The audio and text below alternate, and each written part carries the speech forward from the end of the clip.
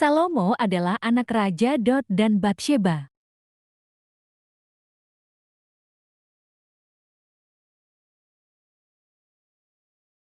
Arti nama Salomo adalah damai.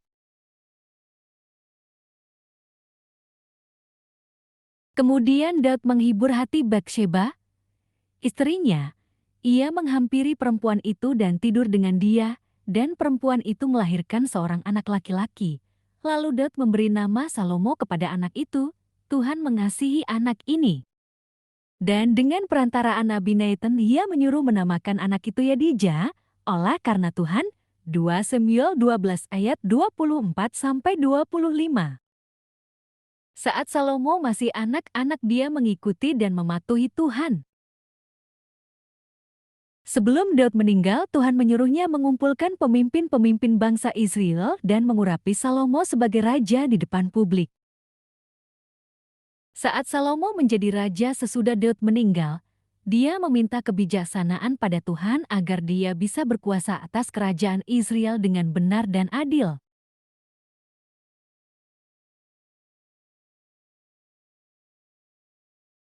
Tuhan mengabulkan permohonannya dan menjanjikan kekayaan, kemasyhuran, dan kehormatan.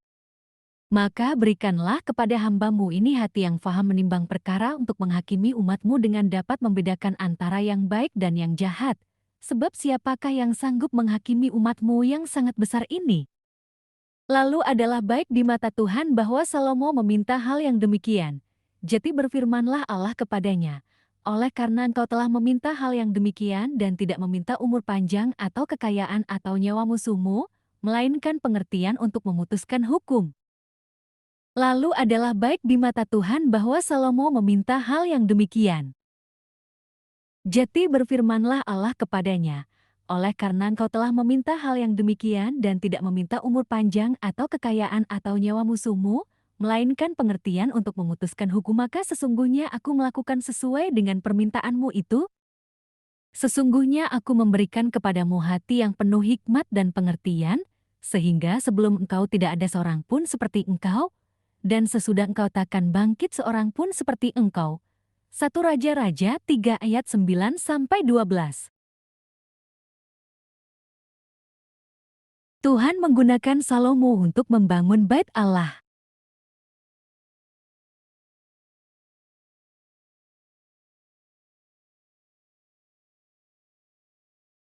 Setelah bait Allah selesai dibangun, Tuhan muncul lagi di hadapan Salomo dan berjanji akan memberkati Salomo dan bangsa Israel selama mereka mematuhi Tuhan.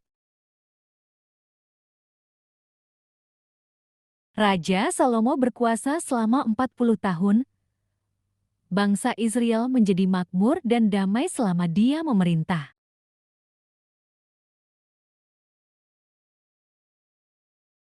Salomo mempelajari dan menulis banyak kitab kebijaksanaan. Dia menulis 3.000 Amsal. Dan Allah memberikan kepada Salomo hikmat dan pengertian yang amat besar, serta akal yang luas seperti dataran pasir di tepi laut. Sehingga hikmat Salomo melebihi hikmat segala Bani Timur dan melebihi segala hikmat orang Mesir.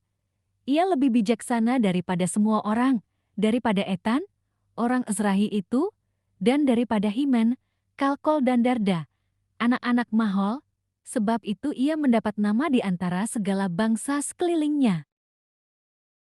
Ia menggubah 3.000 Amsal, dan nyanyiannya ada 1.005. Ia bersajak tentang pohon-pohonan, dari pohon aras yang di gunung Libanon sampai kepada hisop yang tumbuh pada dinding batu.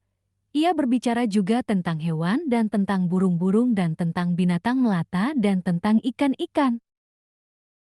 Maka datanglah orang dari segala bangsa mendengarkan hikmat Salomo, dan ia menerima upeti dari semua raja-raja di bumi yang telah mendengar tentang hikmatnya itu.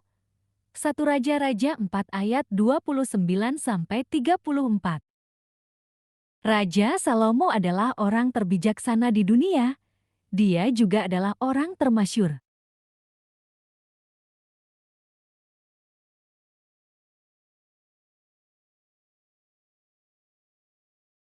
Tetapi Salomo menikahi banyak wanita dari bangsa lain yang menyembah berhala.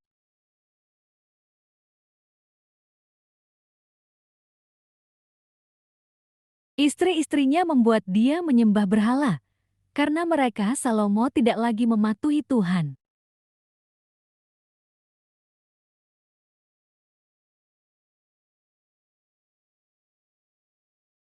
Banyak orang Kristen diberkati karena mereka mematuhi Tuhan, tetapi karena mereka tidak berhati-hati terhadap iblis, maka mereka jatuh dalam dosa. Berhati-hatilah pada setan, musuh pengikut Tuhan. Setan biasanya menggunakan orang-orang terdekat kita seperti saudara kita, keluarga kita, teman-teman kita untuk menjauhkan kita dari Tuhan.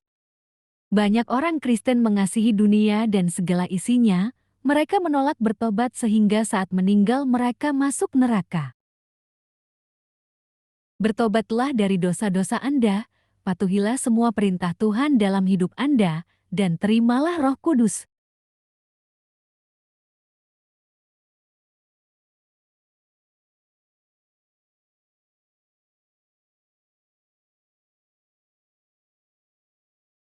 I have decided to follow Jesus.